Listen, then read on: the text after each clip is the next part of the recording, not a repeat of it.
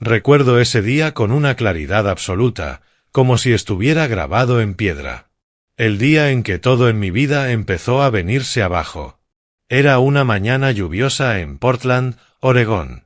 El cielo gris parecía aplastarme los hombros, como si el peso del mundo cayera sobre mí. Yo, Sebastián Fischer, 36 años, escritor de novelas policíacas, entré en la sala del tribunal con el corazón golpeando con fuerza dentro del pecho, aunque por fuera me esforzaba en parecer sereno. Antes de continuar, suscríbete al canal, dale like al vídeo y cuéntanos en los comentarios desde dónde nos estás escuchando. La sala estaba llena. Había rostros desconocidos, periodistas curiosos y personas que alguna vez fueron cercanas a mí, pero que ahora se sentían tan extrañas que me recorría un escalofrío al verlas. Me senté solo en el lado del acusado. Sin abogado privado. Sin nadie a mi lado para apoyarme. Justo enfrente estaba Angela Fischer, mi esposa, o mejor dicho, mi futura exesposa, de 34 años. Llevaba su cabello rubio dorado perfectamente recogido y un maquillaje cuidadosamente aplicado para parecer una víctima frágil y digna de compasión. A su lado estaba toda su familia. Sus padres, Riley y Camille Langley, con expresiones severas, acompañados de primos y parientes a los que apenas había visto en mi vida. Estaban sentados en una fila sólida, como un muro imposible de atravesar, listos para aplastarme. Un sudor frío recorrió mi espalda en el momento en que el juez golpeó el mazo para abrir la sesión. Aquel sonido resonó en mi cabeza como una sentencia de muerte para los años rotos de nuestro matrimonio. Angela fue llamada primero. Se puso de pie, con la voz temblorosa pero exageradamente convincente, como si estuviera narrando una tragedia en la que yo era el villano. Miró directamente al juez y comenzó. Su señoría, Sebastián es escritor, pero es pobre. No tiene ingresos estables y jamás ha aportado apoyo económico a la familia. Durante los 8 años de nuestro matrimonio, hemos vivido completamente del dinero de la familia Langley, de mis padres. Él no contribuyó en nada. Se quedó en casa escribiendo, soñando con libros que nadie lee.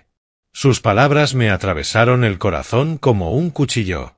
Permanecí en silencio, con los dedos aferrados al borde de la mesa, tratando de contener la rabia que crecía dentro de mí. Hubo un tiempo en que nos amamos.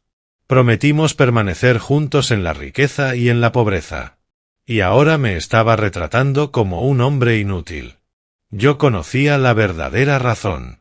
Rosie, nuestra hija de 8 años, y toda la fortuna que Angela quería quedarse por completo. Pero no dije nada. Todavía no. Solo la miré, buscando aunque fuera un rastro de la mujer que una vez amé. Fue inútil.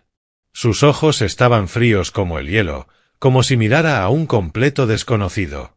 Entonces se levantó su abogado, un hombre corpulento, de mediana edad, con un traje caro. Presentó ante el tribunal un grueso montón de documentos, estados de cuenta bancarios a nombre de Angela y de sus padres. Con un tono sarcástico declaró: «Su señoría, aquí está la evidencia clara. La casa en los suburbios de Portland, los gastos mensuales, incluso la matrícula escolar de Rosie Fischer. Todo ha sido pagado por la familia Langley. Ni un solo centavo proveniente del señor Sebastián Fischer. Ni siquiera posee una cuenta bancaria personal estable». Luego se giró hacia mí, elevando la voz para que toda la sala lo escuchara. «Un hombre que no puede mantenerse a sí mismo. ¿Cómo podría tener derecho a la custodia de una hija? ¿En qué se basa para exigir una parte de los bienes? Esto no es justicia, su señoría. Es la cruda realidad». La atmósfera en la sala se volvió aún más pesada. Se oían susurros entre el público, miradas de lástima hacia Angela y gestos de desaprobación dirigidos hacia mí. Tragué saliva, obligándome a mantener la calma. Me había preparado para esto, pero escucharlo en voz alta seguía doliendo. Rosie estaba sentada en una esquina junto a una trabajadora social. Sus grandes ojos oscuros me miraban con preocupación.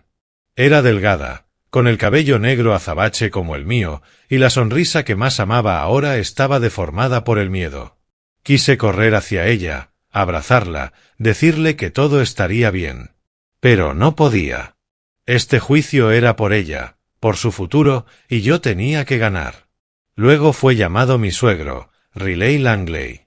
El empresario adinerado, con barba plateada y ojos afilados como cuchillas, subió al estrado. Sebastián es inútil, dijo sin rodeos, con una voz profunda cargada de desprecio. Desde el día en que se casó con mi hija, nunca creó ningún valor material para la familia. Nosotros tuvimos que hacernos cargo de todo, la casa, la comida, incluso la ropa de nuestra nieta. Él solo se sienta en casa a escribir, viviendo en fantasías. Un marido parásito así, ¿cómo podría ser digno de Angela? Apreté los dientes, sintiendo como la sangre me subía al rostro. Riley jamás me respetó. Nunca. Siempre creyó que yo no estaba a la altura de los Langley, que habían hecho su fortuna en bienes raíces. Pero me mantuve en silencio y lo dejé terminar. Después fue el turno de mi suegra. Camille Langley, una mujer mayor elegante, con un collar de diamantes brillando en su cuello, comenzó a llorar, secándose los ojos de forma teatral con un pañuelo. Yo sabía que era puro teatro.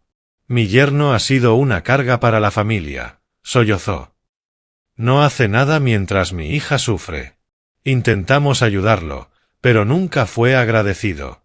Y ahora quiere la custodia de Rosie. Dios mío, ¿cómo alguien como él podría cuidar de mi nieta? Sus palabras eran como puñaladas repetidas. El juicio se inclinaba cada vez más a su favor. Lo sentía en el ambiente, los asentimientos del público, las sonrisas satisfechas del equipo contrario. Pero el peor momento llegó cuando vi a Eric Lawson sentado justo al lado de Angela. El amante de mi esposa estaba allí, con un traje impecable, irradiando riqueza y luciendo una sonrisa triunfante, imposible de ocultar. Se inclinaba hacia ella de vez en cuando y me lanzaba miradas frías, burlonas. La mirada de alguien que conocía cada detalle del plan y disfrutaba tranquilamente viendo la tragedia de otro hombre. Sabía perfectamente quién era. El hombre que se había infiltrado en mi matrimonio durante los últimos 2 años. El hombre que destruyó a mi familia. Y ahora estaba sentado junto a mi esposa como un vencedor, completamente cómodo mientras el juicio aplastaba lo poco que quedaba de mi vida. Aún así, permanecí en silencio.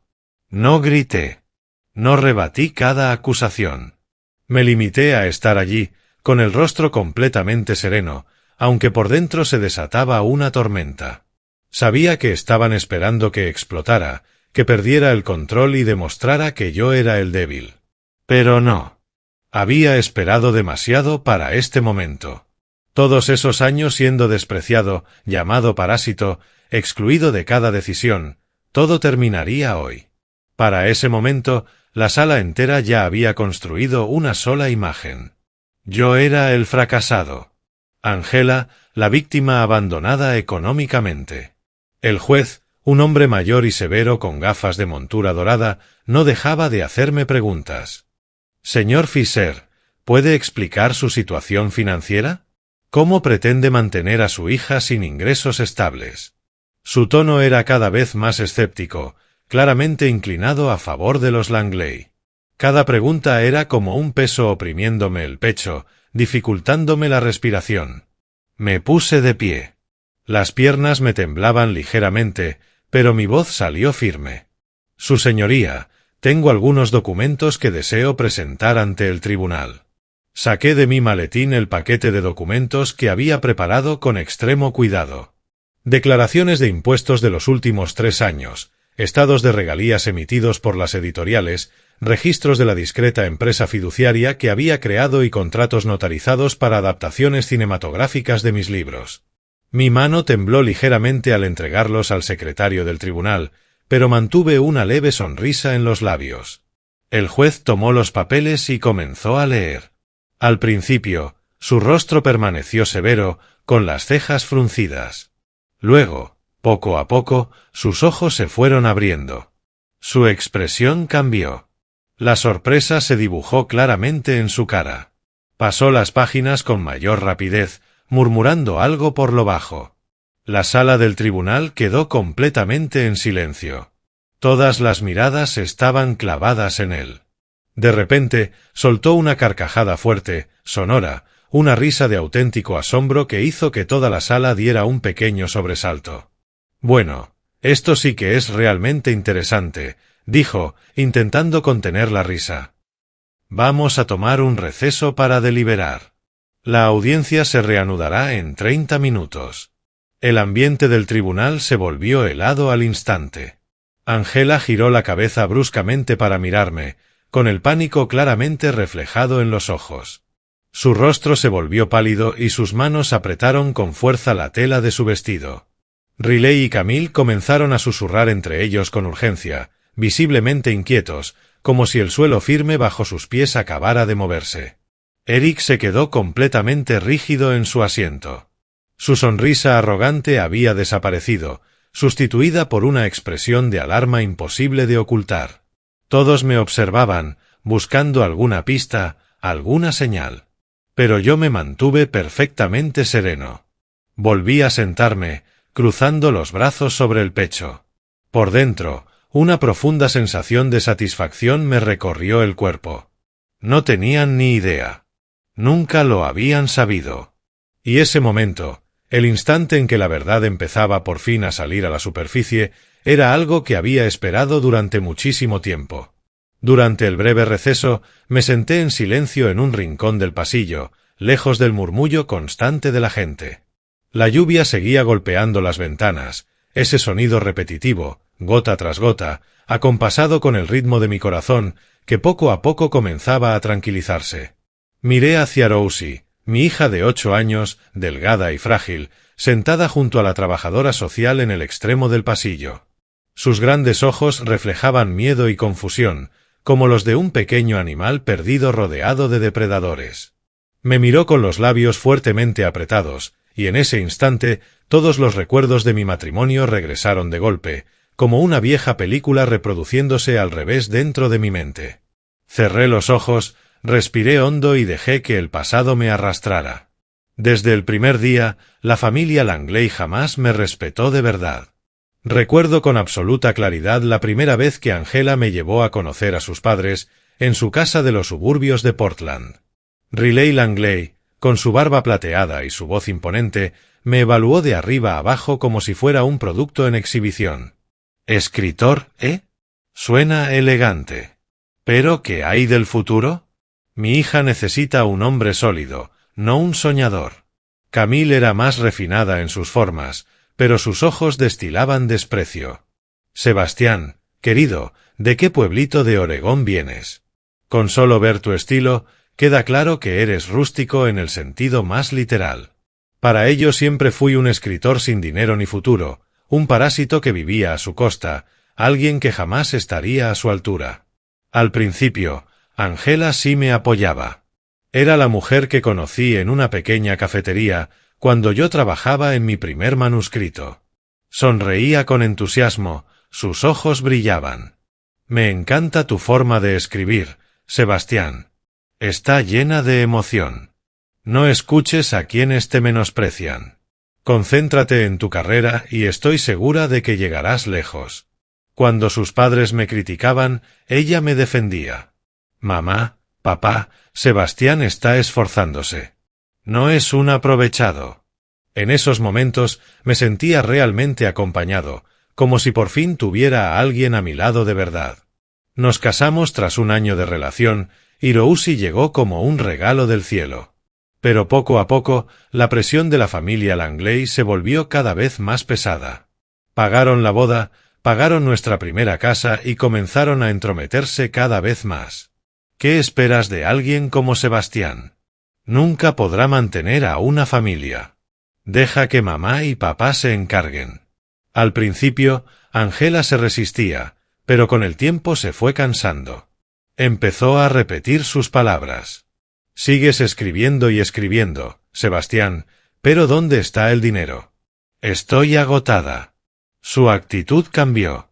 Comenzó a menospreciar mi trabajo. «Escribir es un pasatiempo, no una profesión. Deberías conseguir un empleo de verdad». Me di cuenta de que estaba siendo excluido lentamente de todas las decisiones importantes. Las finanzas. Riley siempre era quien firmaba los cheques. La casa. Compraron una nueva sin siquiera consultarme. Incluso la forma de criar a Rosie. Intenté opinar, pero mis palabras eran ignoradas. Me sentía como un fantasma dentro de mi propio hogar. Cada noche, cuando Angela regresaba tarde del trabajo, corría a llamar a sus padres. Yo me quedaba solo frente a la pantalla del ordenador, corrigiendo en silencio línea tras línea de mis manuscritos. Mi corazón se rompió muchas veces, pero elegí soportarlo. ¿La razón? Rosie. Ella era la única razón por la que seguía adelante. Cada vez que corría hacia mí, me rodeaba con sus pequeños brazos y me susurraba con su dulce voz infantil. Cuando termines de trabajar, me cuentas una historia, ¿papá? Tragaba todo mi orgullo y todo mi dolor. Rosie, con su cabello negro azabache y su sonrisa luminosa, era la razón por la que me levantaba cada mañana. La pequeña luz en la oscuridad de un matrimonio que se apagaba lentamente. Recuerdo los años más duros. Escribía durante 18 horas al día, con los ojos enrojecidos por la falta de sueño y las manos temblando sobre el teclado. Envié manuscritos a decenas de editoriales y recibí rechazo tras rechazo. El contenido no es lo suficientemente atractivo. No hay ideas innovadoras. Las cartas de rechazo se acumulaban como basura. Algunas noches me quedaba solo en mi estudio, mirando la lluvia caer, preguntándome si tenían razón, si realmente no era más que un soñador sin futuro. Para entonces, Angela ya se había distanciado por completo. Sigues escribiendo, pero nunca veo dinero. Tengo que volver a pedirle ayuda a mis padres. Me sentía completamente solo, pero no me rendí. Empecé a publicar mis historias en foros en línea y, poco a poco, construí una pequeña comunidad de lectores fieles. Tus historias son increíbles. Sigue adelante, señor Fisher. Ese apoyo se convirtió en mi combustible. Entonces, hace 2 años, la suerte finalmente me sonrió. Una pequeña editorial aceptó trabajar conmigo. Mi primera novela, Portland Shadows, fue publicada y, de forma inesperada, se convirtió en un éxito de ventas. Gracias a la comunidad en línea que me había seguido durante años, el boca a boca se extendió como fuego. Las reseñas de 5 estrellas comenzaron a llegar. Las ventas se dispararon. Firmé un contrato a largo plazo con un gran distribuidor y todo cambió. Mis libros posteriores entraron uno tras otro en las listas de más vendidos. Midnight Obsession, Oregon Secrets. Varios fueron adquiridos para adaptaciones cinematográficas, generando enormes ingresos en regalías y licencias. Todavía recuerdo el momento en que recibí mi primer gran cheque. Mis manos temblaban. Cientos de miles de dólares. Suficiente para, por fin, valerme por mí mismo. Invertí todo en silencio a través de una empresa fiduciaria discreta y fondos financieros privados. No quería presumir. Tampoco quería seguir dependiendo de los Langley. Gracias a eso, mi ingreso anual promedio alcanzó aproximadamente los $720,000. Una cifra que la familia Langley no tenía absolutamente ninguna idea de que existía. La mantuve en secreto porque temía que interfirieran, que intentaran controlarme, que quisieran convertirme en uno de los suyos. Utilicé ese dinero para saldar deudas en silencio e invertir en el futuro de Rosie, pero nunca se lo conté a Angela. Ella seguía creyendo que yo estaba arruinado y no dejaba de quejarse. No puedes mantener a esta familia. Y fue precisamente durante ese periodo, cuando mi carrera finalmente comenzaba a despegar, que Angela empezó a mostrar señales extrañas. Llegaba cada vez más tarde a casa, siempre con la excusa de horas extra en el trabajo. Escondía su teléfono, reía mientras escribía mensajes y se mostraba distante conmigo. Nuestros abrazos se volvieron tensos. Las noches de intimidad se hicieron cada vez más escasas.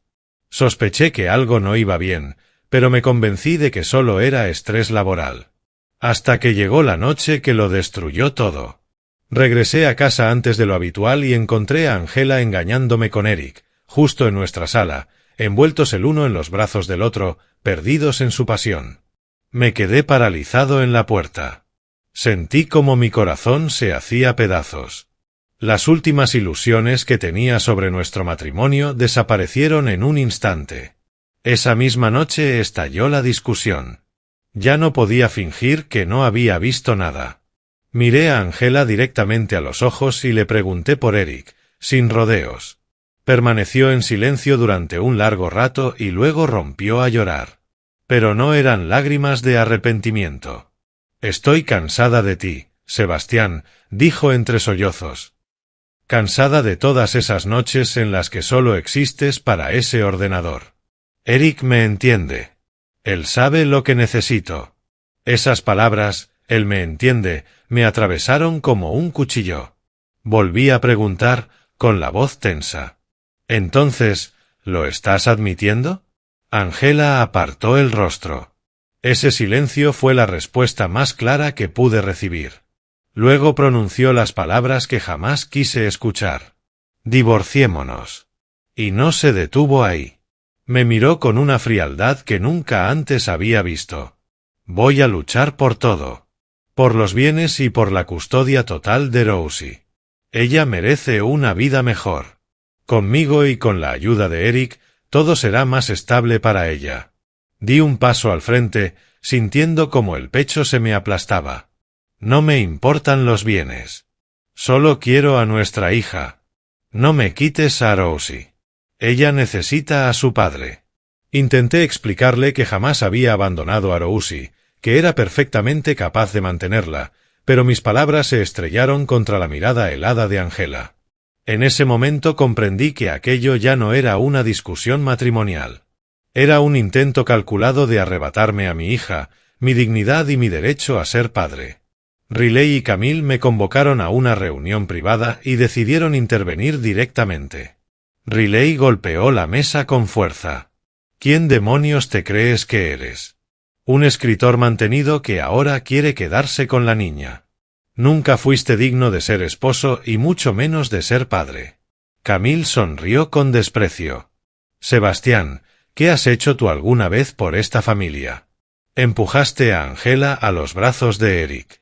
Déjala ir de una vez». Sus palabras cortaban como cuchillas, pero opté por el silencio absoluto. No discutí. No me defendí. En lugar de eso, reuní pruebas en silencio, registros fiscales, contratos de regalías, todos los documentos que necesitaría para el día del juicio. Sabía que la verdad hablaría por mí cuando llegara el momento. El receso terminó rápidamente. El golpe del mazo del juez volvió a resonar, arrancándome de mis recuerdos y devolviéndome al presente. Me senté, con el corazón acelerado, pero el rostro completamente sereno. Angela y su familia susurraban con desesperación, con los ojos llenos de inquietud. No tenían idea de lo que estaba por venir. Yo sí. El juez sostenía el grueso conjunto de documentos que había presentado. La sombra de diversión de su risa anterior había desaparecido. Ahora su expresión era seria, casi solemne. Se aclaró la garganta y recorrió la sala con la mirada. Tras revisar las declaraciones de impuestos, los estados de regalías, los contratos notarizados de adaptación cinematográfica y los documentos financieros relacionados, este tribunal confirma que el señor Sebastián Fischer tiene un ingreso anual promedio de aproximadamente $720.000. Esa cifra contradice por completo todas las afirmaciones previas sobre su supuesta incapacidad financiera presentadas por la parte demandante. Sus palabras explotaron como una bomba en el centro de la sala. En un solo instante, el ambiente se dio la vuelta por completo. Las miradas de lástima que antes se dirigían hacia mí, el supuesto fracasado, se transformaron en expresiones de incredulidad absoluta. Exclamaciones ahogadas y murmullos se propagaron como fuego. La gente se giraba para mirarme con los ojos muy abiertos, incapaz de creer lo que acababa de oír. Sentí el cambio en el aire como una descarga eléctrica.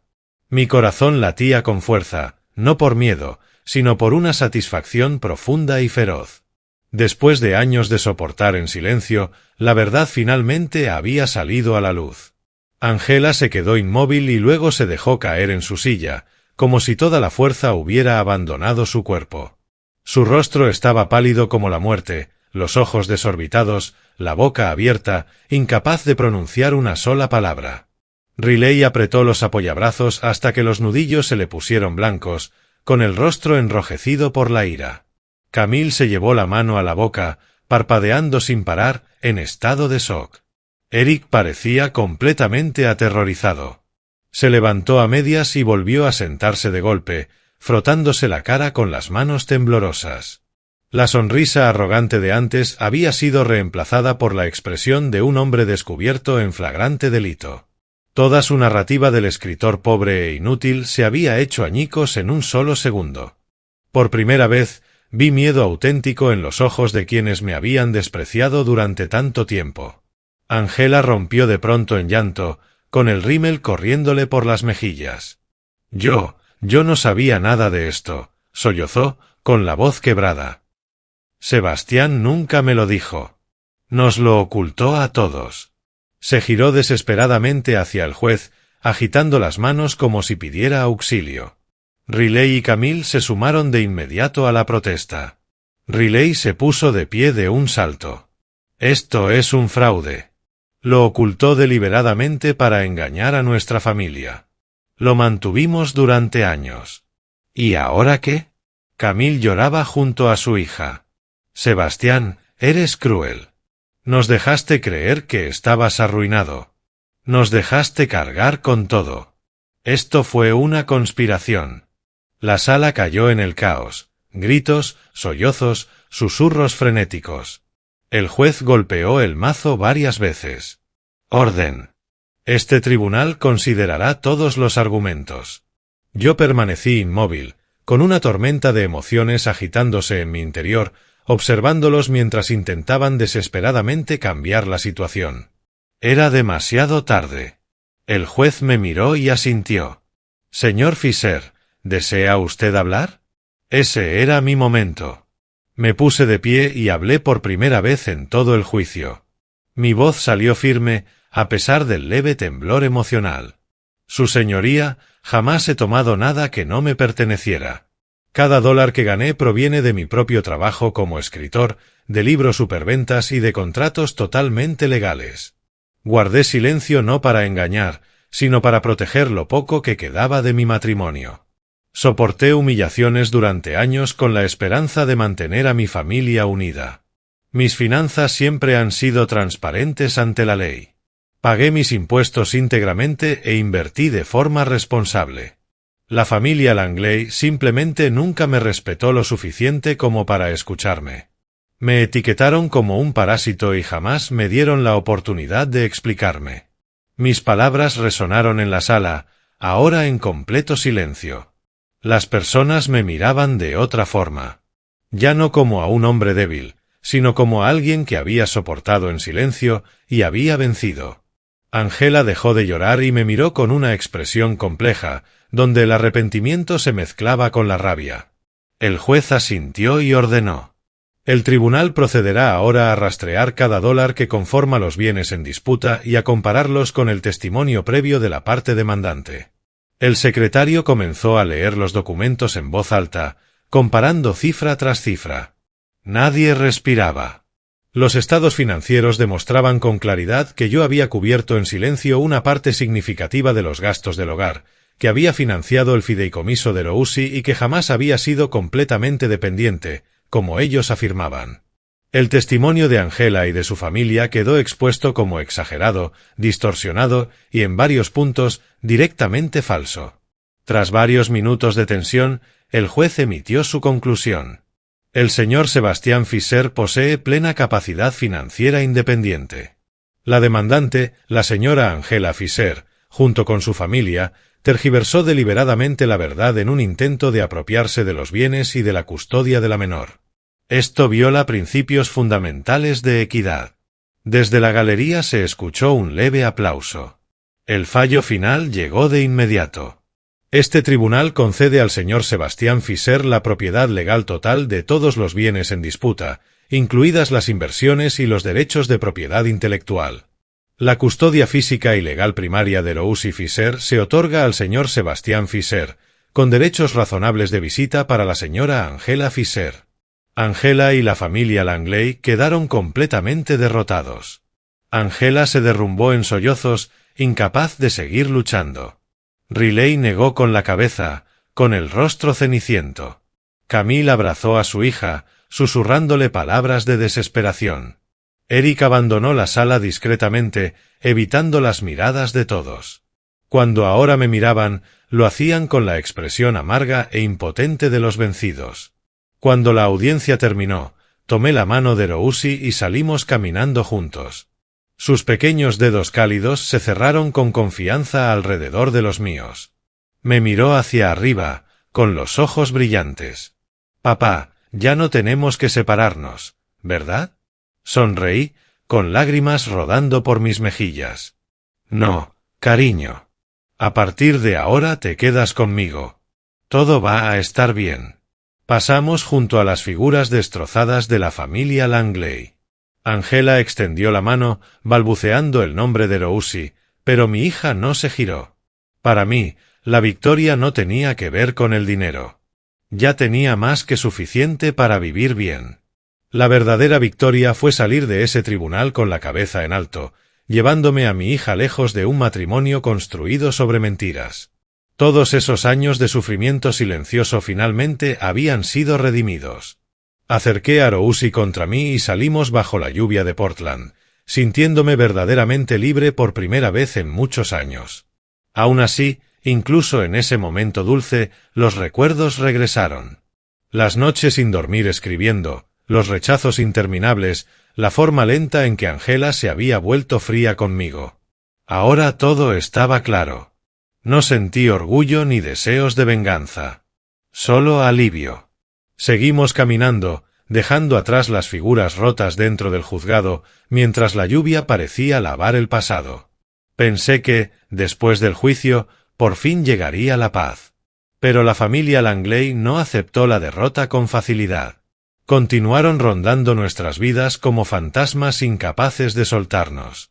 Llamadas nocturnas interrumpían mi sueño. La voz de Riley gruñendo al otro lado del teléfono. «¿Crees que has ganado, Sebastián? Vamos a apelar. Recuperaremos a Rousi». Llegaban cartas legales anónimas, llenas de acusaciones vagas sobre abuso de custodia o supuesta ocultación de bienes. A veces incluso aparecían sin avisar en la puerta de la escuela de Rousi, fingiendo ser abuelos preocupados. Recuerdo una tarde en particular. Fui a recogerla y vi a Camille allí, con una bolsa de regalos y una sonrisa falsa. «Rousi, la abuela te extraña muchísimo. ¿Por qué no vienes a quedarte conmigo un tiempo?». Rousi se encogió contra mí, pálida, y tuve que apartar a Camille con firmeza y educación. Según la orden judicial, las visitas están programadas. Por favor, respete los límites. Esos momentos me oprimían el pecho de miedo. ¿Qué intentarían después para arrebatármela? Angela no fue la excepción. Usaba sus visitas programadas como excusa para entrometerse en nuestra vida diaria. Llegaba a casa con los ojos llorosos y un rostro aparentemente arrepentido. «Sebastián, me equivoqué. No sabía que eras tan exitoso. Dame una oportunidad para arreglarlo». Pero ese arrepentimiento nunca duraba. Pronto regresaban las insinuaciones. «Me ocultaste todo, me hiciste creer que no valías nada. Ahora Rousi vive contigo, pero ¿estás seguro de que la cuidas bien?». La noto más delgada. Eran ataques psicológicos sutiles, diseñados para sembrar dudas. Una vez, después de que Angela se fue, Rousi rompió a llorar. «Mamá dijo que debería vivir con ella porque tú siempre estás ocupado escribiendo». La abracé con fuerza y le susurré: «Está bien, cariño. Papá siempre tiene tiempo para ti». Por dentro, sin embargo, permanecía alerta, preguntándome cuál sería el siguiente movimiento. Tomé una decisión firme. Corté todo contacto innecesario con la familia Langley y mantuve solo los canales obligatorios establecidos por el tribunal. Cambié mi número de teléfono, bloqueé sus correos electrónicos y contraté a un abogado para gestionar toda comunicación legal. «Limitaremos su acoso tanto como sea posible», me aseguró. Acepté, porque sabía que, si no trazaba una línea clara, seguirían atormentándonos. Las primeras semanas apenas dormía, imaginando escenarios terribles sobre una posible apelación. Poco a poco, aprendí a soltar. Rousi necesitaba un padre fuerte, y yo debía ser ese hombre. Nuestra vida empezó a encontrar un ritmo tranquilo, como un río en calma tras una tormenta violenta. Las mañanas comenzaban temprano. Preparaba café negro fuerte y besaba suavemente la frente de Rousi. «Hora de despertar, mi princesita. ¿Qué te parece si hoy papá prepara tostadas con mermelada de fresa?» Ella se frotaba los ojos, sonreía adormilada y desayunábamos juntos en nuestra pequeña cocina. La acompañaba a la escuela, hablando de los sueños de la noche anterior. Por las tardes la recogía, escuchaba historias sobre sus amigas y por las noches compartíamos cenas sencillas, espaguetis caseros, ensaladas frescas. Luego hacíamos la tarea y leíamos juntos. Momentos que antes me habían sido negados ahora se convertían en tesoros diarios. Rechacé contratos largos y agotadores de las editoriales. «Ahora necesito tiempo para mi familia», respondía. Trabajaba desde casa mientras Rousi estaba en la escuela o dormía. Seguía escribiendo. Los libros seguían vendiéndose bien, pero ya no eran el centro de mi mundo. Rousi lo era. Recuerdo una noche en el sofá leyendo Harry Potter juntos cuando se rió y dijo: «Papá, tú escribes mejor que este mago». En ese instante sentí felicidad auténtica. Rousi floreció. Reía, jugaba, hablaba sin parar. La niña asustada del tribunal había desaparecido. Corría por el jardín con el cachorro que llevé a casa, con las mejillas sonrojadas y los ojos brillantes. Verla sanar me confirmó que había hecho lo correcto. Las heridas del pasado se cerraron lentamente, reemplazadas por la alegría simple del día a día. Cada mes enviaba dinero a mis padres, Michael y Rose Fisher, que aún vivían en la vieja casa de madera en una zona rural de Oregón. Antes apenas podía ayudar. Ahora enviaba cantidades generosas y regulares, acompañadas de largas llamadas telefónicas. «¿Cómo están mi hijo y mi nieta?», preguntaban siempre con emoción. «¿Cómo están mi hijo y mi nieta?», preguntaba mi padre, con la voz cálida al otro lado de la línea. «Estamos bien, papá. Por fin estoy haciendo lo correcto, tanto por mi hija como por ustedes». Por primera vez en muchos años, me sentía completo. De vez en cuando, los fines de semana, llevaba a Rousi al campo para visitar a sus abuelos. Esos trayectos cortos por carreteras rodeadas de bosques verdes llenaban el coche con su risa. Ayudaba a su abuelo a recoger manzanas, escuchaba los cuentos de hadas de la abuela y oía una y otra vez: «Te queremos muchísimo, Rosie». Los ojos de la abuela Rose brillaban mientras la abrazaba. Por primera vez, comprendí cómo debía sentirse una familia de verdad. No el mundo de dinero y control de los Langley, sino un hogar construido sobre un amor tranquilo y genuino. Esos momentos hacían que mi corazón latiera con una felicidad nueva, nerviosa, como si viviera dentro de un sueño del que jamás quisiera despertar. Pero la tormenta solo se había calmado por un tiempo. Una nueva, silenciosa y mucho más aterradora comenzaba a formarse en el horizonte. Últimamente, Rosie estaba cansada todo el tiempo. Tenía mareos y la piel inusualmente pálida. Al principio pensé que era estrés residual del divorcio. Las noches en que lloraba por su madre. El miedo vivido durante el juicio. ¿Te sientes cansada, cariño? Papá te hará una sopa de pollo, le decía, intentando cuidarla con fruta fresca, leche fortificada y mucho descanso. La llevaba al parque, jugábamos para que se relajara, y ella sonreía insistiendo. «Estoy bien, papá». Aún así, una inquietud vaga empezó a crecer dentro de mí cada vez que la veía tirada sin energía en el sofá, con los párpados caídos. No tenía idea de que esas señales pequeñas, aparentemente inofensivas, eran los primeros susurros de la mayor tormenta que enfrentaríamos en nuestras vidas. Una tormenta imposible de imaginar, capaz de destruirlo todo en un instante. Los síntomas de Rosie se volvieron más evidentes día tras día, como nubes oscuras acumulándose lentamente sobre el cielo tranquilo que acabábamos de recuperar. Comenzó a quejarse de dolor en la parte superior derecha del abdomen. Dolores punzantes y breves que la hacían estremecerse y llevarse la mano al costado. «Papá, me duele un poquito aquí». Le acariciaba el vientre con suavidad y sonreía para tranquilizarla. «Seguro es por mucho helado ayer, cariño. ¿Quieres que papá te prepare un té caliente?» Pero luego llegó la náusea frecuente, sobre todo después de comer. Su piel perdió el color rosado y se volvió amarillenta. Se debilitó tan rápido que su pequeño cuerpo parecía consumirse. Aquellos grandes ojos redondos ahora lucían apagados, sin brillo. Cada vez que la miraba, el corazón se me encogía de terror. Por las noches, permanecía despierto preguntándome si todo era consecuencia del trauma del divorcio o simplemente una enfermedad infantil común. Me esforcé aún más con la alimentación. Sopas de pollo con verduras cocinadas durante horas. Batidos de fruta fresca. Pero comía cada vez menos, apenas probaba unos bocados antes de apartar el plato. Un mediodía, estaba trabajando en casa. Mis dedos golpeaban el teclado mientras intentaba concentrarme en una novela de detectives a medio terminar. La luz del sol entraba por la ventana de Portland, cálida y dorada. Recuerdo haber pensado que sería un buen día. Entonces sonó el teléfono. Un número desconocido. La escuela. Contesté, y la voz alterada de la profesora me golpeó como un puñetazo. Señor Fisher, Rosie se desmayó en clase. Hemos llamado a una ambulancia. Va camino al hospital ahora mismo. Por favor, venga de inmediato. El corazón se me detuvo. El mundo se volvió borroso.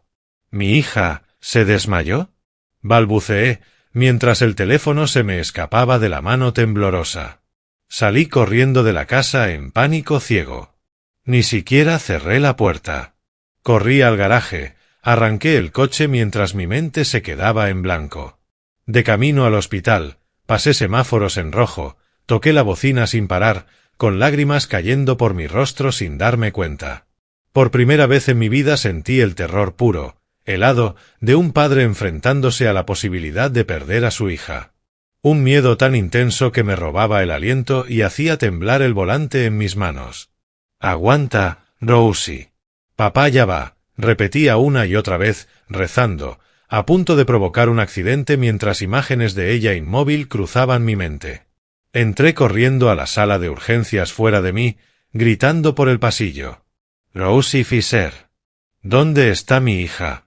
Las enfermeras me llevaron rápidamente hasta su cubículo y al ver su pequeño cuerpo sobre la camilla, me quedé paralizado. Tras estabilizarla, el médico responsable me llamó a un lado, con el rostro grave. «Señor Fisher, Rosie padece una enfermedad hepática grave. La función de su hígado está críticamente comprometida. Los análisis preliminares muestran enzimas hepáticas peligrosamente elevadas y signos claros de inflamación y daño». Las palabras me atravesaron como un rayo. «Enfermedad hepática.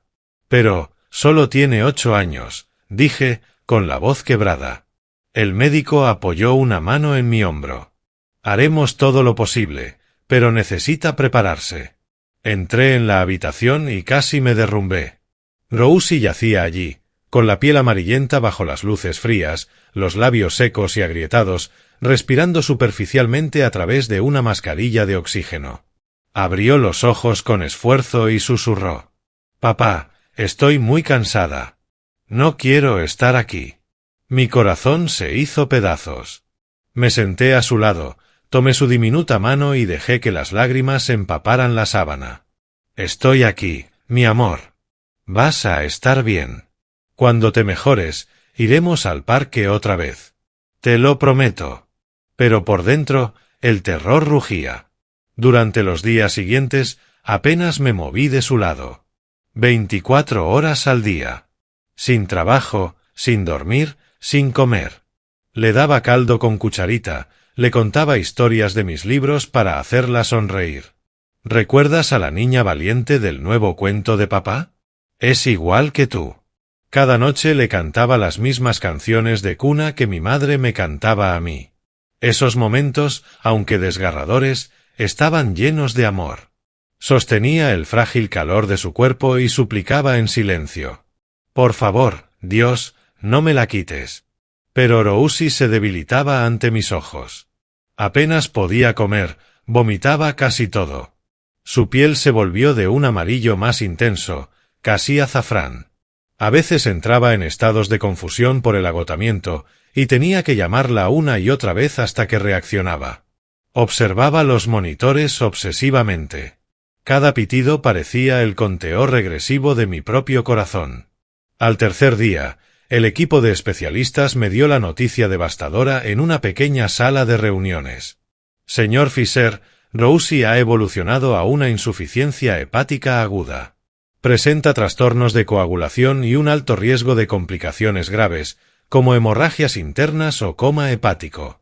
Me quedé inmóvil, clavando las uñas en las palmas de las manos hasta hacerme daño.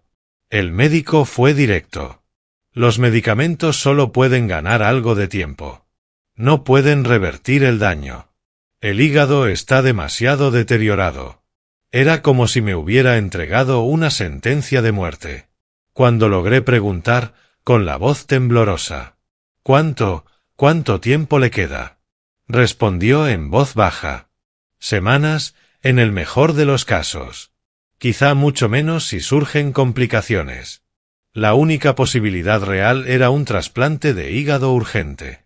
Pero la lista pediátrica de donantes fallecidos podía tardar meses o incluso años. Rousi no tenía meses. Necesita un nuevo hígado ahora, dijo el médico, con pesar. Cada día reduce drásticamente sus probabilidades. La única opción viable era un trasplante de donante vivo, idealmente un familiar consanguíneo para lograr mayor compatibilidad. Usted podría donar una parte de su hígado, sugirió.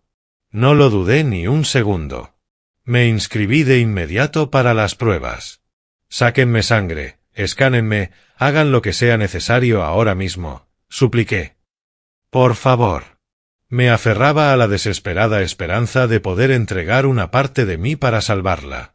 Pero los resultados fueron un golpe devastador. No era apto. Incompatibilidad de grupo sanguíneo, factores inmunológicos y una antigua infección leve de hepatitis que había tenido en mis 20 me descalificaban por completo. El último destello de esperanza que quedaba dentro de mí se extinguió. Me dejé caer en un banco del pasillo, con la cabeza dando vueltas. ¿Por qué el destino nos hace esto?, murmuré, completamente roto. El médico se agachó a mi lado. Lo sentimos mucho, señor Fisher. ¿Existe algún otro familiar biológico cercano que pueda someterse a las pruebas? Levanté la vista de golpe. Su madre, susurré. Su madre biológica, Angela Fisher. El médico asintió con urgencia. Entonces debe contactarla de inmediato y traerla aquí para realizar las pruebas. El tiempo se mide en días, quizá menos. Cada hora cuenta. Esa noche me quedé solo en el frío pasillo del hospital, con la espalda apoyada contra la pared, mirando a través del cristal a Rousi, que dormía de forma inquieta en la unidad de cuidados intensivos, rodeada de máquinas que zumbaban alrededor de su frágil cuerpo. Imaginé un mundo sin ella y estuve a punto de quebrarme por completo. ¿Cómo podía suplicar a Angela después de todo lo ocurrido? La rabia y la traición ardían de nuevo dentro de mí. Pero entonces apareció en mi mente la sonrisa de Rousi, brillante, confiada, llena de vida. Y lo supe. Me arrastraría si hacía falta. Con lágrimas cayendo y las manos temblando, saqué el teléfono y marqué el número que había bloqueado hacía tiempo. El tono de llamada resonó en la noche silenciosa, cada sonido como un martillazo en mi corazón. Aquella era la súplica final, el choque entre el odio del pasado y el amor de un padre que se negaba a dejar ir a su hija. Frente al límite entre la vida y la muerte de Rousi, barrí los últimos restos de orgullo, odio y recuerdos dolorosos. Solo quedó un pensamiento. Tenía que salvar a mi hija. A cualquier precio. Los años de humillación en los tribunales, las noches sin dormir tras descubrir a Angela con Eric, Todo desapareció en ese instante. Rosie lo era todo. La razón por la que había luchado. La única luz que quedaba tras la tormenta de nuestro matrimonio.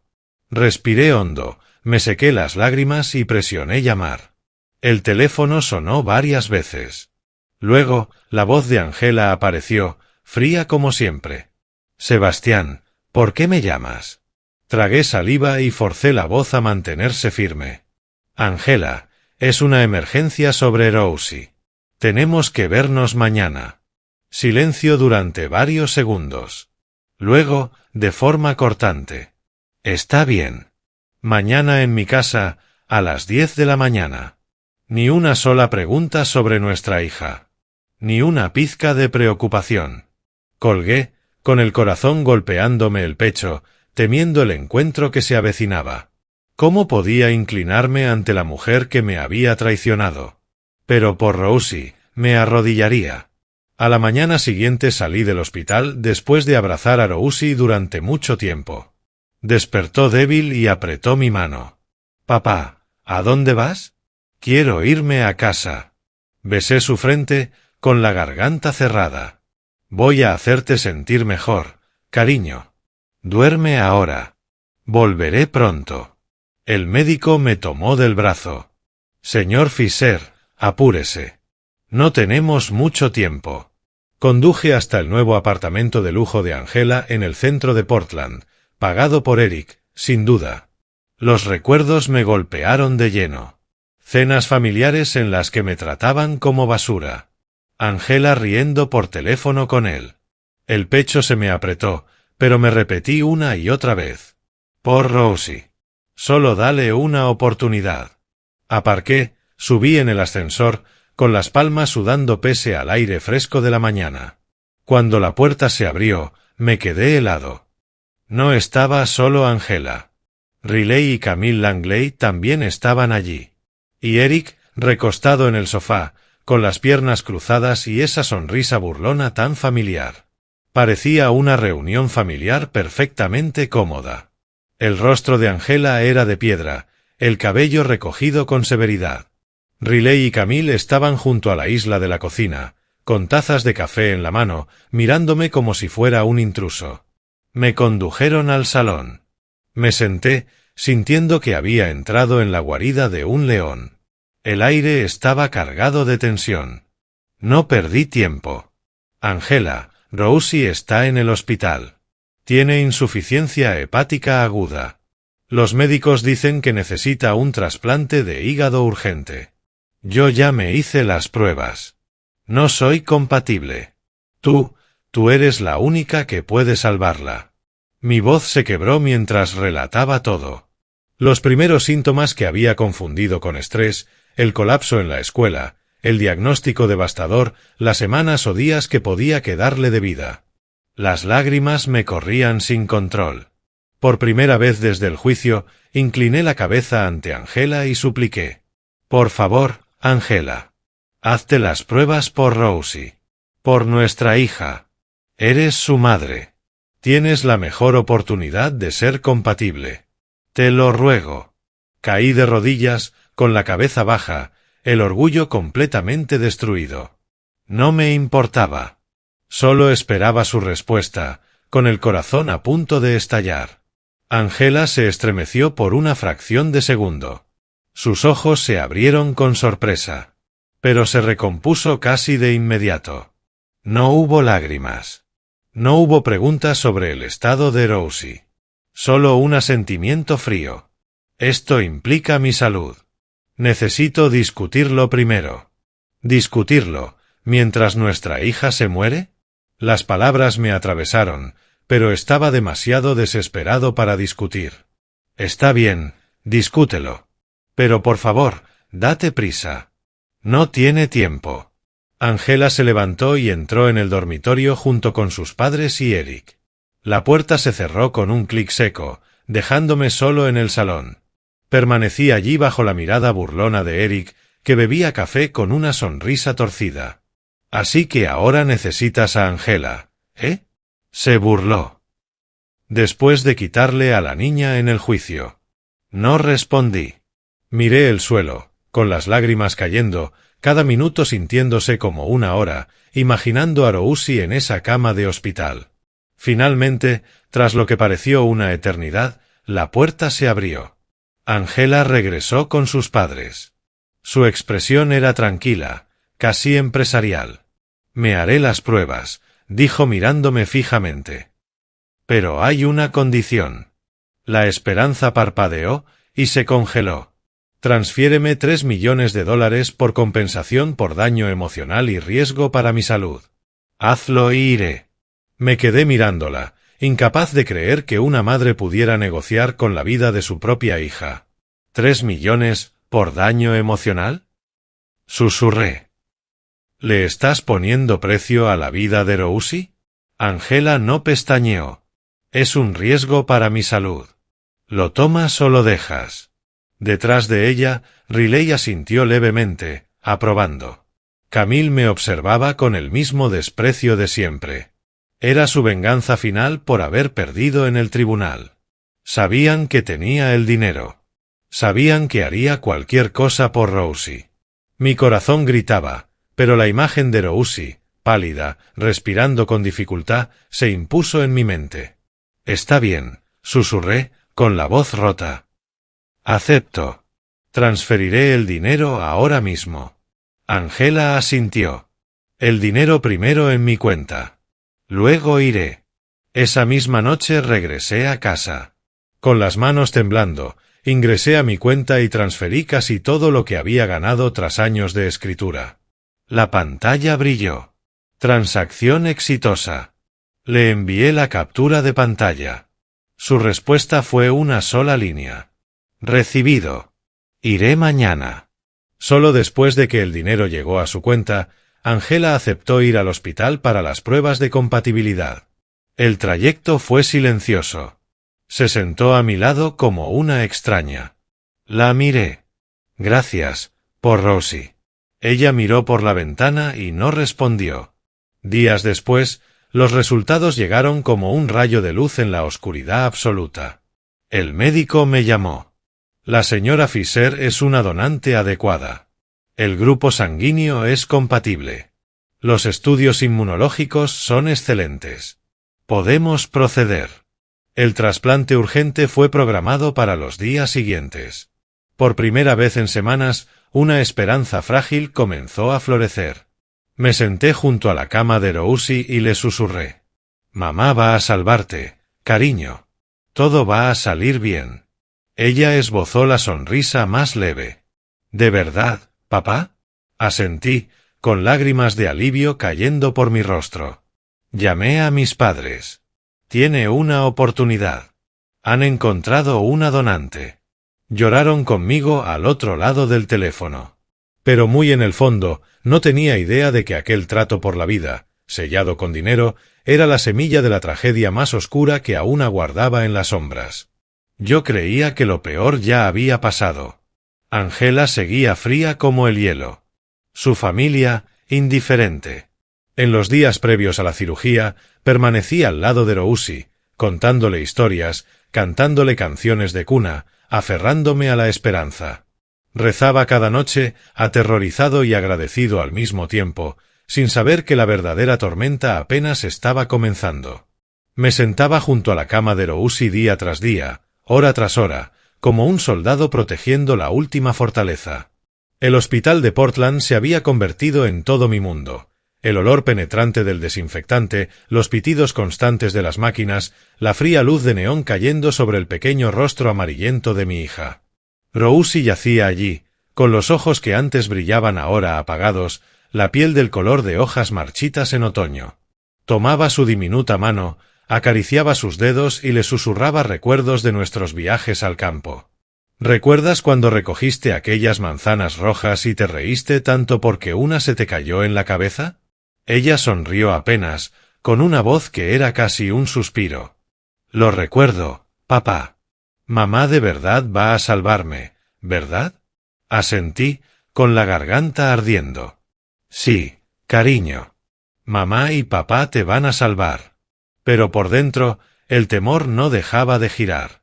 El trasplante que se aproximaba era un hilo finísimo de esperanza suspendido entre la vida y la muerte. Vivía en un estado constante de tensión, dividido entre el pánico y la oración desesperada. Cada vez que un médico pasaba cerca, me levantaba de un salto. ¿Hay novedades? Negaban con la cabeza. Estamos esperando a la señora Fisher para el día de la cirugía. Entonces, una noche tarde, Angela volvió a contactarme. Un mensaje breve. Sebastián, tenemos que hablar sobre la cirugía. El corazón me dio un vuelco. Pensé que estaba preocupada por Rosie. Pero la llamada que siguió lo destrozó todo. Su voz era tan fría como siempre. Necesito más dinero. Mucho más. Por los riesgos para mi salud y la recuperación. $2 millones. De lo contrario, no estoy segura de poder estar lista. Las palabras me cortaron como cuchillas. Me desplomé en el suelo del pasillo del hospital, apretando el teléfono. La rabia y la comprensión me golpearon al mismo tiempo. Me estaba chantajeando abiertamente, exprimiendo hasta el último centavo mientras Rosie agonizaba. ¿Estás bromeando? Rosie se está muriendo. Es tu hija. Grité, con la voz temblando de furia y desesperación. Angela permaneció impasible. Es mi cuerpo. Si quieres salvarla, envía el dinero. Cumpliré mi palabra cuando lo reciba. Quise destruir todo a mi alrededor, pero la vida frágil de Rosie no me dejó alternativa. La imagen de su cuerpo inmóvil apareció en mi mente. Tragué mis lágrimas. Está bien, lo enviaré. Después de los primeros 3 millones, mis finanzas estaban casi agotadas. Para reunir otros 2 millones, tuve que hipotecar la casa, el hogar donde Rosie y yo por fin habíamos comenzado una nueva vida. Llamé al banco en plena noche, con la voz ronca. Necesito una hipoteca de emergencia, por favor. Vendí inversiones con enormes pérdidas. Durante esas horas, me senté frente al ordenador, con las manos temblando al confirmar cada transacción, el corazón golpeándome el pecho. ¿Qué estoy haciendo? Susurraba. Pero entonces veía el rostro de Rosie y murmuraba. Por mi niña. Daría todo. Cuando la transferencia final se completó, envié la prueba a Angela. Su respuesta fue breve. Bien. Ahora preservaré estrictamente mi salud para que la donación proceda según lo planeado. Me aferré a esa promesa como a la última cuerda sobre un abismo, incluso cuando una inquietud leve empezó a crecer. No la abandonará, ¿verdad? En los días siguientes permanecí pegado a la cama de Rosie, contándole historias alegres para distraerla del dolor. Ella sonreía débilmente. Cuando me mejore, quiero helado de fresa. Trato hecho, le prometí. Pero por la noche, cuando dormía, el miedo regresaba. La cirugía era en 2 días y Angela se había vuelto extrañamente silenciosa. La mañana del trasplante, todo el equipo médico estaba en máxima alerta. El hospital bullía desde el amanecer. Quirófanos preparados. Reuniones de emergencia. Yo estaba sentado en el pasillo, con los puños apretados, empapado en sudor frío. Rosie fue llevada hacia el área preoperatoria. Me miró, aterrada. Papá, me dan miedo los doctores. La abracé, con la voz rota. Mamá llegará en cualquier momento. Sé valiente. Las 8 de la mañana llegaron y se fueron. Luego las 9. Angela no aparecía. Llamé frenéticamente. Su teléfono estaba apagado. Solo un tono interminable. Los minutos se arrastraban como horas. La cirugía tuvo que ser pospuesta. El cirujano principal salió corriendo. Señor Fisher, ¿dónde está ella? Rosie está crítica. No podemos esperar más. El corazón se me detuvo. Ella llegará, balbuceé. Pero en el fondo, el terror explotó. Conduje hasta el apartamento de Angela en un estado de histeria ciega, saltándome semáforos, con las lágrimas nublándome la vista. No puede abandonar a su propia hija. El edificio estaba en silencio. Cortinas corridas. Ninguna luz. Golpeé la puerta, gritando su nombre. Una vecina anciana apareció. Se fueron anteanoche, dijo. Grandes maletas. Oí que hablaban de un viaje largo. Las palabras me atravesaron como un rayo. Me desplomé en las escaleras, sin fuerzas. Supe, con una certeza nauseabunda, que había sido engañado. Corrí luego a la mansión de los Langley, aferrándome al último hilo de esperanza. Golpeé las rejas. Abran. ¿Dónde está Angela? Rosie espera la cirugía. Riley abrió el portón, con el rostro de piedra. ¿Qué quieres, Sebastián? Angela huyó. Rosie se está muriendo. Camille sonrió con desprecio desde atrás. No tenemos idea de dónde está. Riley cerró el portón de golpe. Deja de molestarnos. Tú te buscaste esto. Me quedé de pie en la entrada mientras las rejas se cerraban, sintiendo como el mundo se derrumbaba por segunda vez bajo mis pies. ¡Monstruos! Grité al vacío. Es su nieta. Solo el viento respondió. Regresé al hospital como un fantasma, a punto de provocar varios accidentes. Tuve que decirles a los médicos que la donante había desaparecido. El cirujano me miró con compasión. Señor Fisher, sin un hígado. No necesitó terminar la frase. Los días siguientes fueron un infierno en cámara lenta. Rosie se apagaba hora tras hora, cada vez más inconsciente, la piel de un amarillo intenso, la respiración débil y entrecortada. Ninguna llamada fue respondida. El teléfono de Angela seguía apagado. Los Langley me habían bloqueado. La policía dijo que era un asunto civil. No hubo milagro. Una mañana lluviosa, los monitores emitieron un sonido largo e ininterrumpido. Los médicos entraron corriendo. Señor Fisher, lo sentimos. No lo logró. Sostuve a mi niña mientras daba su último aliento, gritando sin sonido, abrazando su cuerpo que se enfriaba. Rosie, mi pequeña. Todo lo que había sacrificado, dinero, orgullo, los últimos pedazos de mi alma, no había comprado nada más que una fría habitación de hospital y la ausencia eterna de mi hija. Me derrumbé en el suelo junto a su cama, acunando su pequeño cuerpo sin vida, que ya no guardaba su calor. El mundo se volvió negro y silencioso. En ese instante, el hombre que yo había sido murió con ella. El funeral de Rosie se celebró unos días después, en un pequeño cementerio a las afueras de Portland. Una llovizna constante caía desde el cielo gris, como si el propio cielo llorara por mi niña. El pequeño ataúd blanco estaba rodeado de ramos de rosas. Su flor favorita se veía dolorosamente frágil bajo la lluvia. Solo asistieron unos pocos familiares y amigos cercanos. Se acercaban, me abrazaban, murmuraban palabras de consuelo. Lo sentimos mucho por Rosie, Sebastián. Era un ángel. Pero quienes más sufrían eran mis propios padres, Michael y Rose Fisher. Habían viajado desde el campo en cuanto recibieron la noticia. Sus rostros estaban demacrados por el dolor y el cansancio. Mi padre, con la barba plateada y las manos endurecidas por décadas de trabajo en la tierra, me sostuvo con fuerza por los hombros. «Estamos aquí, hijo». Mi madre lloraba desconsoladamente, aferrada a mí. «Rosie, mi nieta, ¿cómo puede Dios ser tan cruel?». Me tomaron de las manos durante toda la ceremonia, temiendo que este último golpe terminara de romper lo poco que quedaba de mí.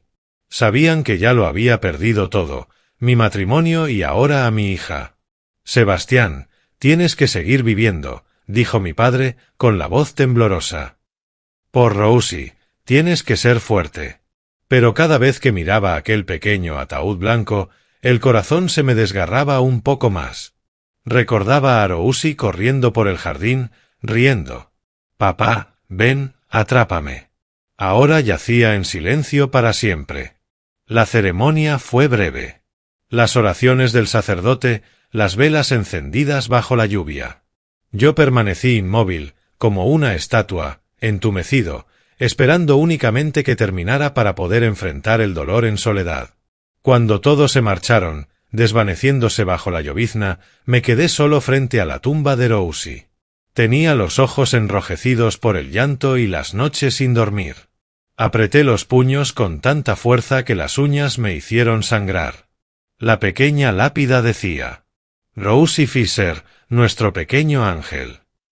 Me arrodillé, toqué la tierra fría y susurré un juramento. Rosie, mi preciosa niña. Te juro que obtendré justicia por ti. Haré que quienes te abandonaron cuando más los necesitabas paguen por lo que hicieron. Se arrepentirán el resto de sus vidas. Esas palabras ardían dentro de mí como una llama nacida de las cenizas del dolor. Ya no era el Sebastián débil que ellos conocían. La pérdida me había forjado en algo distinto. Alguien lleno de rabia y de una determinación inquebrantable. Me puse de pie, me limpié la lluvia y las lágrimas del rostro y me alejé bajo el aguacero. El camino de la venganza acababa de comenzar. De regreso a casa, la vivienda era una carcasa vacía. Cada rincón gritaba la ausencia de Rosie. El sofá donde solía leer, la cocina donde cocinábamos juntos, su habitación cubierta de dibujos. Me desplomé en el suelo y lloré hasta quedarme sin fuerzas. Luego me obligué a levantarme. Todavía no, me dije. No puedo caer ahora. Comencé a reunir pruebas. Transferencias bancarias a Angela. Primero 3 millones, luego 2 millones. Registros de citas médicas, mensajes de texto, incluso grabaciones de nuestras últimas llamadas. Organicé todo en carpeta tras carpeta, con las manos temblando al releer su promesa fría. Preservaré estrictamente mi salud para que la donación proceda. La rabia y la anticipación hervían dentro de mí. Comprendí que los Langley casi con seguridad habían sabido del plan de huida de Angela desde el momento en que exigió el segundo pago, quizá incluso la habían ayudado. No se habían sorprendido cuando aparecí. Sus miradas esquivas y sus mentiras demasiado pulidas lo decían todo. Contraté a un abogado y le expuse cada detalle. Me estafaron y, como consecuencia directa de ese fraude, murió mi hija. Él asintió con gravedad. Tenemos fundamentos sólidos. Fraude con consecuencias fatales. Pero antes de que la maquinaria legal comenzara a moverse, necesitaba respuestas. Una tarde tormentosa conduje hasta la mansión de los Langley, con el corazón latiendo entre el miedo y la furia. El portón estaba abierto. Riley y Camille estaban sentados en el porche cubierto, bebiendo té como si nada hubiera pasado. Fingieron sorpresa al verme. Riley se puso de pie. Sebastián, tienes mucho descaro al aparecer aquí. Camille se llevó la mano a la boca, pero evitó mi mirada. Avancé con furia. ¿Dónde está Angela? Ustedes sabían que iba a huir, ¿verdad? Permitieron que abandonara a Rosie. Mi hija, su nieta, murió por su silencio. Lo negaron todo. Riley negó con la cabeza. No sabemos nada. Angela es adulta. Toma sus propias decisiones. Camille añadió con frialdad. A donde vaya mi hija no es asunto tuyo. Deja de hacer un espectáculo. Pero cuando les puse delante los comprobantes de las transferencias y el calendario quirúrgico, su compostura se resquebrajó. El rostro de Riley se volvió rojo de ira. Si no hubiera sido tan patético y estúpido, nada de esto habría pasado. ¿Te crees buen padre? Dejaste morir a Rosie porque ni siquiera pudiste salvarla tú mismo. Camille escupió veneno. Nuestra nieta murió porque no estabas lo suficientemente sano para donar. No culpes a otros. Tú empujaste a Angela hasta este punto. Sus palabras fueron bofetadas en el rostro, la prueba definitiva de que no les quedaba humanidad alguna. No derramaron una sola lágrima por Rosie. Solo desprecio y culpa. Susurré, con la voz temblando de furia contenida. Pagarán por esto. Me di la vuelta y me fui. No obtuve nada más de ellos. Conduje de regreso a casa bajo la tormenta, con la rabia ardiendo más fuerte que nunca. Esa misma noche reuní cada documento, cada transacción, cada detalle, y presenté una denuncia penal formal. Sentado en la comisaría, conté todo. Me extorsionaron por $5 millones y luego desaparecieron, causando la muerte de mi hija. El detective tomó notas y asintió. Abriremos una investigación. La evidencia es sólida. Salí de la estación empapado hasta los huesos, con el corazón latiendo entre el dolor y una anticipación sombría. El camino hacia la justicia había comenzado oficialmente, pero el dolor nunca me abandonó. Solo se transformó en algo más frío, más afilado, imposible de detener. En los días siguientes viví como una sombra, deambulando por una casa vacía donde cada rincón gritaba el nombre de Rousi. Pasaba horas sentado frente al escritorio, mirando las pruebas. Estados de cuenta con las transferencias, los mensajes fríos de Angela, la cirugía que jamás cumplió. La rabia hervía dentro de mí, entrelazada con un duelo sin fondo. Llamaba a mi abogado todos los días. ¿Hay noticias? La policía está trabajando. Tu evidencia es irrefutable. Pero el tiempo avanzaba como una tortura. Cada noche despertaba empapado en sudor, soñando con Rousi pidiendo ayuda.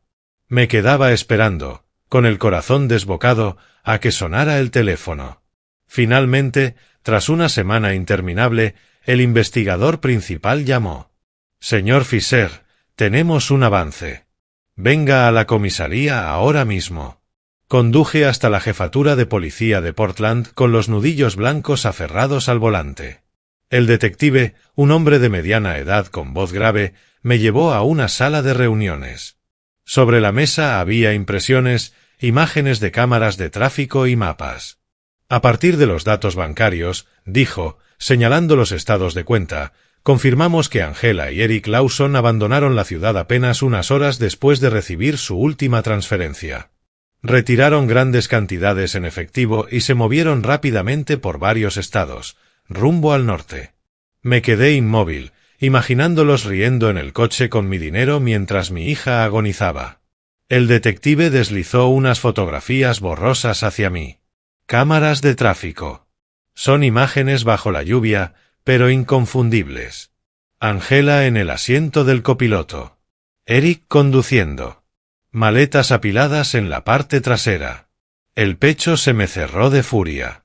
Huyeron justo después de prometer salvar a su hija, murmuré. El detective asintió con gravedad. Exactamente.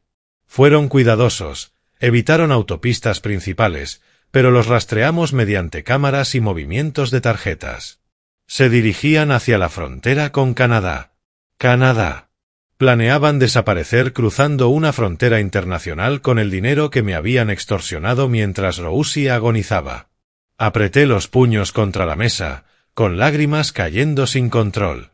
Tienen que atraparlos, supliqué. Ya hemos involucrado al FBI por fraude interestatal y huida a través de fronteras, respondió el agente. Los encontraremos. Salí de la comisaría con un pequeño destello de esperanza, pero el dolor seguía sangrando a cada minuto. La espera fue una tortura pura. Unos días después llegó la llamada por la que había rezado. Señor Fisher, los tenemos. Me quedé sin aliento. Agentes federales y la patrulla fronteriza interceptaron el SV de Eric en un cruce remoto cerca de Montana. Hubo una breve persecución y luego se rindieron. Incautamos casi todo el dinero en efectivo que usted envió, pasaportes, teléfonos, todo. Angela y Eric fueron esposados en el lugar y trasladados a custodia federal. Me derrumbé en el suelo al escuchar la noticia.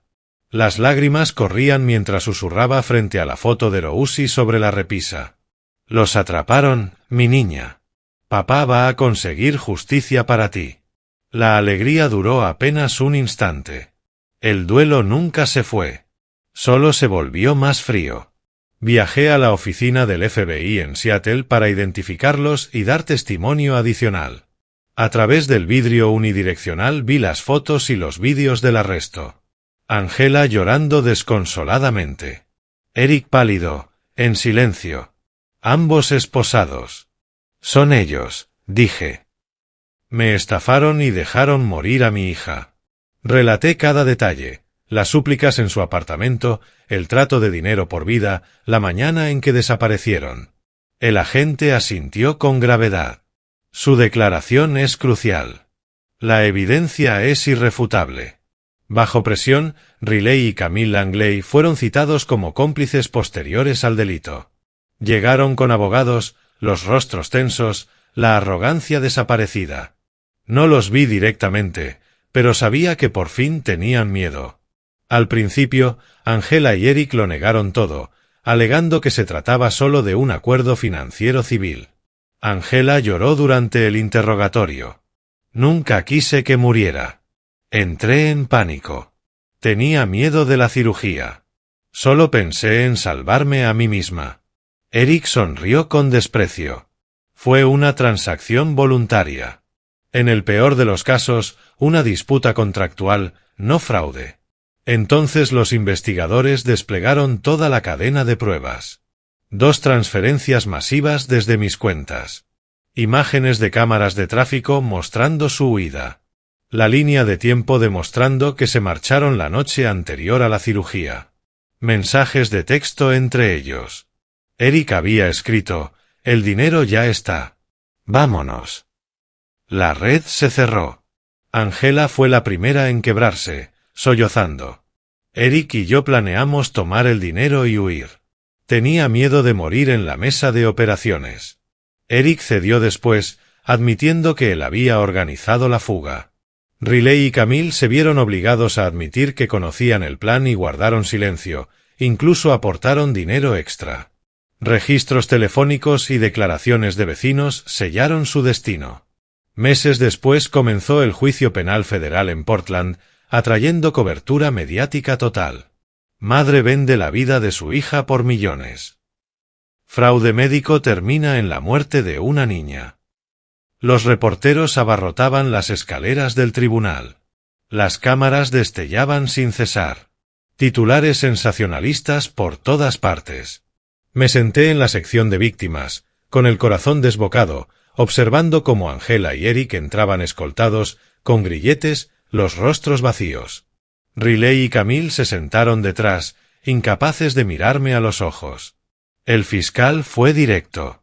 Los acusados Angela Fisher y Eric Lawson defraudaron a Sebastián Fisher por $5 millones mediante una promesa falsa de donar un hígado para salvar a su hija moribunda, y luego huyeron, causando la muerte de Rousey Fisher.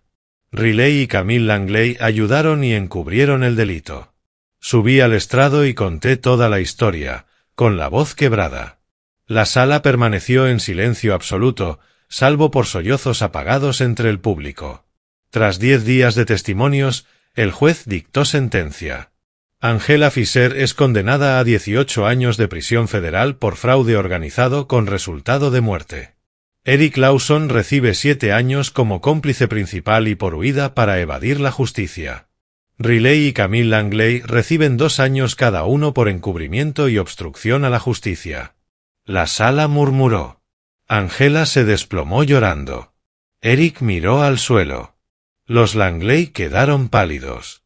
El juez ordenó restitución total. Cada dólar incautado sería devuelto mediante ejecución forzada. Permanecí inmóvil mientras el mazo golpeaba la mesa. La justicia había llegado. Demasiado tarde. Cuando el tribunal se levantó, salí en silencio. Los reporteros me rodearon. Señor Fisher, ¿cómo se siente ahora que se ha hecho justicia por su hija? Negué con la cabeza y seguí caminando bajo el sol de Portland. Ninguna condena podía devolverme a Rousey. Se había ido para siempre, llevándose la mejor parte de mí. Pero esta era la única justicia que aún podía ofrecerle. El juramento hecho junto a su tumba, cumplido. Conduje directamente al cementerio. Dejé un ramo fresco de rosas sobre su pequeña lápida y susurré. Ya está, amor mío. Pagaron por lo que hicieron. Una brisa suave agitó los árboles, como si ella respondiera. El dolor nunca me abandonará, pero la justicia habló. Un capítulo agonizante de mi vida se cerró. Rousey vivirá en mi corazón hasta el día en que me reúna con ella. Cuando todos los procesos legales terminaron, sentí como si una pequeña parte de mi alma hubiera quedado libre. El resto seguía aplastado por el peso de la pérdida. Las condenas se cumplieron. Angela y Eric fueron llevados a prisión. Riley y Camille lo siguieron, con la mirada vacía, despojados de toda arrogancia. El frenesí mediático duró algunas semanas más, pero apagué el televisor y dejé de leer periódicos. Ya no quería oír nada más. La justicia había llegado, pero nunca podría traer de vuelta a Rosie. Decidí vender la vieja casa de Portland, un lugar saturado de recuerdos insoportables, el matrimonio roto, la muerte de mi hija. La cocina donde reíamos juntos. La habitación de Rosie con sus dibujos aún pegados en las paredes. Cada rincón solo provocaba dolor. Llamé a un agente inmobiliario, firmé los papeles rápidamente y no miré atrás. El dinero de la venta, junto con la restitución ordenada por el tribunal, fue suficiente para volver a respirar. Pero el dinero se había convertido en algo vacío, simples cifras sin significado. Con parte de lo que quedó, compré una pequeña casa de madera en la zona rural de Oregón, cerca de donde vivían mis padres. Era sencilla, con un huerto de manzanos detrás y un pequeño arroyo murmurando cerca. El mismo tipo de lugar donde crecí, libre de los fantasmas de Portland. Me mudé llevando solo algunas cosas de Rosie, la pulsera que había hecho con sus propias manos, sus libros infantiles favoritos y su fotografía, que coloqué sobre mi escritorio de trabajo. Mis padres me recibieron con los brazos abiertos. «Bienvenido a casa, hijo», dijo mi padre Michael, con los ojos brillantes. Mi madre Rose me abrazó llorando. «Saldremos adelante juntos».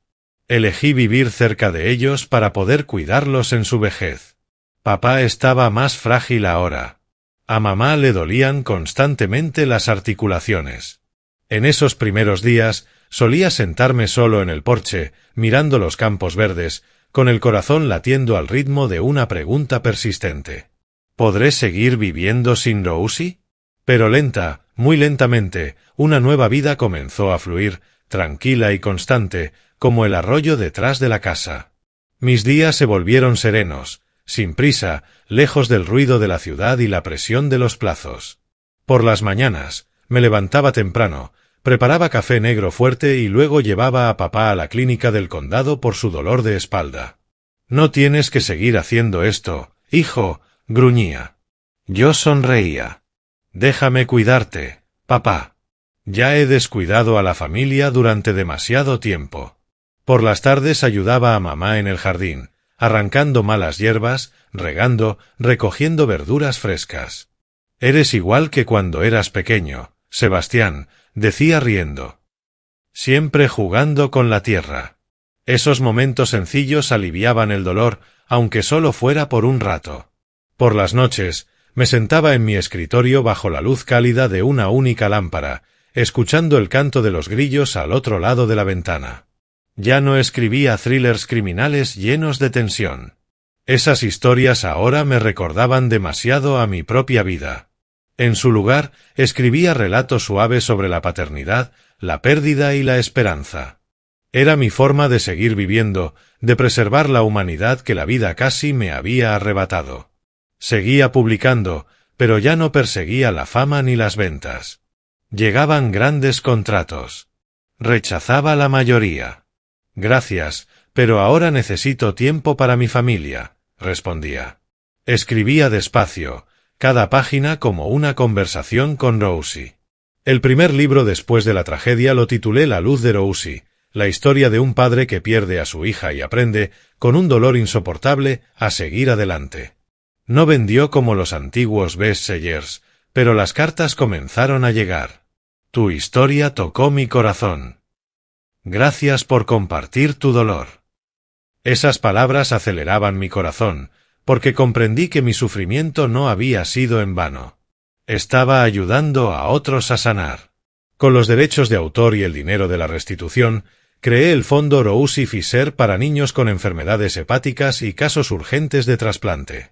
La idea surgió durante una noche sin dormir, cuando pensé en todos los padres que, como yo, se habían quedado indefensos ante la enfermedad de un hijo, sin dinero ni esperanza. Trabajé con mi abogado y con los médicos del antiguo hospital. El fondo se creó rápidamente.